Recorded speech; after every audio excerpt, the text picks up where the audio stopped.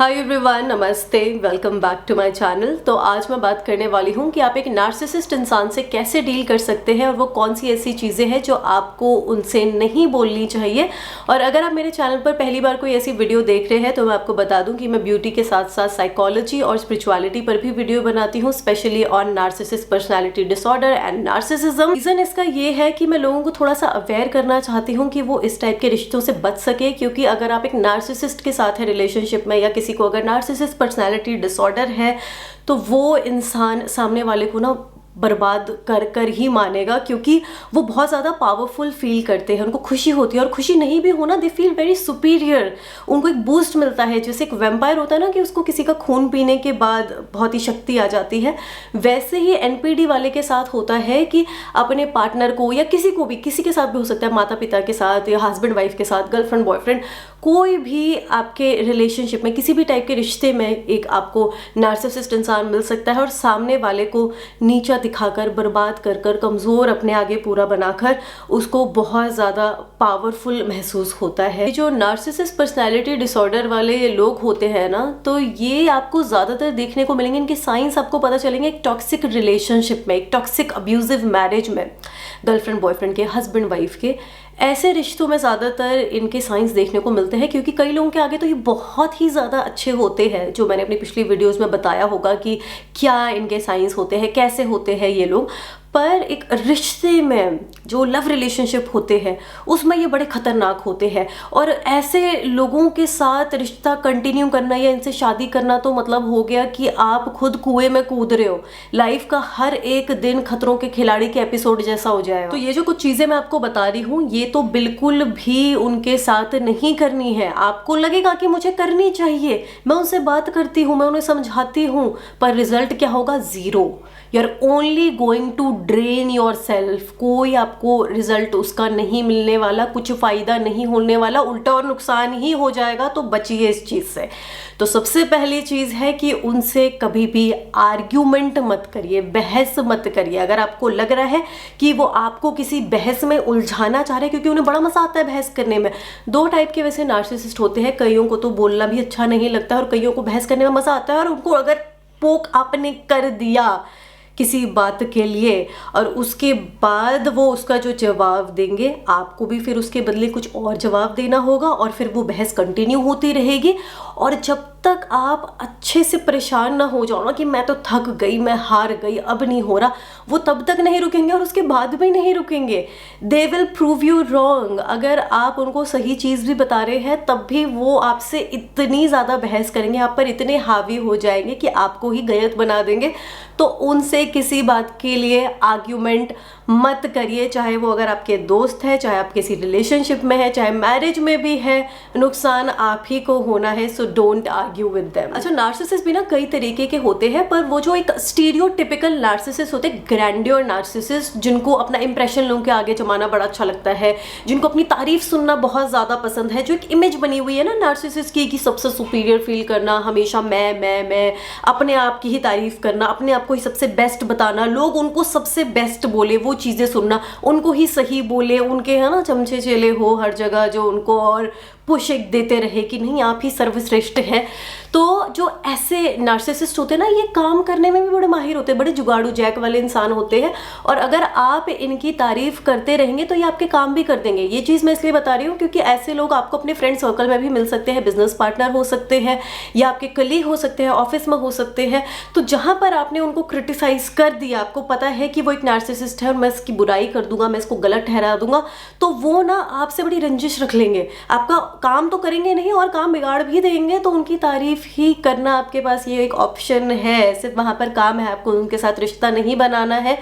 So this is the only option which you have. तारीफ करो उनकी, उनको सुपीरियर फील कराओ, काम करवाना है तो। हाँ, अच्छा, ठीक है। ये जो जाकिर भाई ने बताया था ना कि ऐसे बोलते रहना है, कई लोग ऐसे बोलते रहते हैं, ये भी कभी कभी ज़रूरी हो जाता है, पर उस पर अपनी टोन का ध्यान रखें और किस तरीके से, किस बात के लिए आप हाँ अच्छा ठीक है बोल रहे हैं एक नार्सिसिस्ट के साथ। क्योंकि अगर आपको वो कोई चीज़ बता रहा है, किसी की बुराई कर रहा है या किसी की अच्छाई कर रहा है तो आप थोड़े से ना हाँ हाँ हाँ हाँ हाँ हाँ हाँ हाँ इस तरीके से रहेंगे, और अब बुराई कर रहा है हाँ हाँ इस तरीके से आपको बिहेव करना पड़ेगा उनके आगे। क्योंकि अगर आप एक ऐसा बिहेवियर रखेंगे ना, मतलब कोई वो चीज़ आपको बता रहे हैं और उनको समझ में आ जाए कि नहीं यार ये तो मेरे को सरकास्टिकली हाँ हाँ इग्नोर करने टाइप से कर रहा है, या उल्टे तरीके से हाँ अच्छा ठीक है कर रहा है, मुझे अवॉइड कर रहा है, इंटरेस्ट नहीं ले रहा है मेरी बात पे, तो उस पर भी वो चिढ़ सकते हैं। तो आपको इंटरेस्ट दिखाते हुए हाँ अच्छा ठीक है करना है, अच्छी बात है तो खुश होके हाँ बोलना है, बुरी बात है तो हाँ हाँ हाँ थोड़े से एक्सप्रेशन के साथ टोन चेंज करनी है। तो इस तरीके से आप अगर ज़्यादा नहीं बोलना चाहते हैं, जो कि ज़्यादा बोलना हमेशा एक खतरे की घंटी ही होता है, तो हाँ अच्छा ठीक है बोल सकते हैं, पर उसमें थोड़ा सा अपनी टोन का ध्यान रखें और अपने एक्सप्रेशंस का ध्यान रखें। See, narcissist people have a very shaky self-esteem because they need constant validation from other people. दूसरे लोगों से उनको वैलिडेशन चाहिए होता है कि वो बहुत अच्छे दिख रहे हैं, उन्होंने बहुत अच्छे कपड़े पहने, उन्होंने बहुत अच्छा काम करा, उन्होंने बहुत अच्छा घर लिया है। दूसरे लोग जब तक उनकी तारीफ करते रहे, बहुत सारे लोग उनकी हमेशा तारीफ करते रहे, कुछ भी उन्होंने खरीदा है अच्छा वो लोग उसकी तारीफ करते, तो उनको लगता है कि चलो एक ने बोल दिया, दो ने बोल दिया, चार ने बोल दिया, 10 ने बोल दिया, अब ये सही में अच्छा है, ये लेने का कुछ फ़ायदा हुआ है, ऐसा लगने का कुछ फ़ायदा हुआ है। अब इससे क्या साबित होता है कि उनकी सेल्फ इस्टीम कितनी ज़्यादा छोटी है। दूसरों के आगे वो ऐसे शो करेंगे कि वो कितने ज़्यादा कॉन्फिडेंट है, पर कॉन्फिडेंस लेवल उनका बिल्कुल ज़ीरो होता है। जिन लोगों को दूसरों का अप्रूवल चाहिए हो हर चीज़ के लिए, सारी चीज़ों के लिए, दूसरों से इतना ज़्यादा अप्रिसिएशन चाहिए हो, तो उनका सेल्फ इस्टीम होगा क्या, उनका कॉन्फिडेंस लेवल होगा क्या? कुछ भी नहीं होता है। वो बस एक नकली परत लगा के दूसरों के आगे खुद को ऐसे पोर्ट्रे करते हैं कि वो कितने पावरफुल है, कितने ज़्यादा कॉन्फिडेंट है, पर ऐसा नहीं होता है। इसलिए उनको क्रिटिसाइज मत करो, क्योंकि आपको तो उनसे डील करना है, आपको तो वो चीज़ें अवॉइड करनी है कि आप उनसे एक आर्ग्यूमेंट में आने से बच सके, उनके साथ एक नॉर्मल रिलेशनशिप रख सके। हेल्दी तो खैर हो ही नहीं सकता है कभी, पर एक नॉर्मल रिश्ता भी रहे तो ठीक है। तो उनको क्रिटिसाइज़ कभी मत करना, क्योंकि जब क्रिटिसाइज़ कर दोगे ना तो उनकी सेल्फ एस्टीम पर ऐसे जाकर वो तीर लगता है, और उसके बाद ना उनके अंदर बदले की जो भावना है ना वो बहुत ज़्यादा आ जाती है। या तो वो बिल्कुल ही आपको कट ऑफ कर सकते हैं, जो होता कम है। रिलेशनशिप में तो ऐसा नहीं होता है। अगर आप रिलेशनशिप में हो, जो जैसे गर्लफ्रेंड बॉयफ्रेंड है, हस्बैंड वाइफ है, और वहाँ पर आप उनको क्रिटिसाइज़ करते हो, तो वो बदला अपने अंदर एक सोचने लगते हैं कि अब मैं भी कुछ ऐसा करूँगा कि उसको पिंच हो। ठीक है, जानबूझ कर करेंगे। आपने अगर सही चीज़ के लिए एक कंस्ट्रक्टिव क्रिटिसिज्म भी करा है कि नहीं this is not looking nice, you are not saying right thing, तो आप उनको क्रिटिसाइज़ नहीं कर सकते, सही चीज़ के लिए भी नहीं कर सकते हो। ठीक है, नहीं तो वो आपसे बदला लेंगे ही। रिवेंज बहुत ज़्यादा उनके अंदर ये चीज़ होती है, और वो उससे भी कोई बड़ी चीज़ आपके साथ कर सकते हैं। So avoid criticising them, even if it is a constructive criticism, वो भी नहीं करना है। Be kind with a narcissist person because they lack empathy. चिढ़ जाते हैं छोटी छोटी बातों पर। अगर आपको उनसे कुछ कहना भी है तो आप पॉज करिए, कॉन्सिक्वेंसेस के बारे में सोचिए कि इनको कुछ ऐसा अगर मैं कह दूं तो ये कैसे रिएक्ट कर सकते हैं। मुझे पता है बहुत अनहेल्दी रिलेशनशिप है ये, पर कहीं कहीं आपको ये चलाना पड़ता है, मजबूरी होती है। जैसे अगर आपका कोई कलीग है, रिश्तेदारी है, या घर पर माता पिता ही है, तो वहाँ पर तो मजबूरी हो जाती है।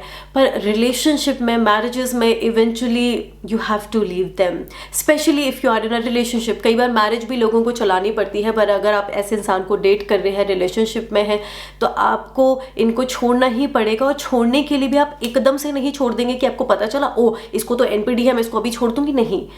धीरे धीरे कर कर छोड़ना पड़ता है, प्रॉपर प्लानिंग के साथ आपको उनको छोड़ना पड़ता है, पूरा अच्छे से सोचना पड़ता है, हर चीज़ को एनालाइज करना पड़ता है। उसके बारे में भी मैंने एक वीडियो में बताया है कि आप एक नार्सिसिस्ट को, एक टॉक्सिक रिलेशनशिप को कैसे छोड़ सकते हैं, तो वो आप यहाँ पर क्लिक करके देख लेना। तो अगर आप किसी ऐसे रिश्ते में हैं जहाँ पर आप उसको छोड़ ही नहीं सकते हैं, जैसा मैंने बताया अपने ऑफिस में, अपने घर पर, तब तो आपको बहुत ही जेंटली उनसे बात करनी पड़ेगी, पॉज होकर उनको कोई जवाब देना पड़ेगा, क्योंकि सामने से फिर वो वो पलट कर कुछ और बोल सकते हैं, ऐसा जो आपको बहुत ज़्यादा परेशान कर सकती है चीज़, आपके पीछे पड़ सकते हैं आपको तंग करने के लिए, रिवेंज लेने के लिए।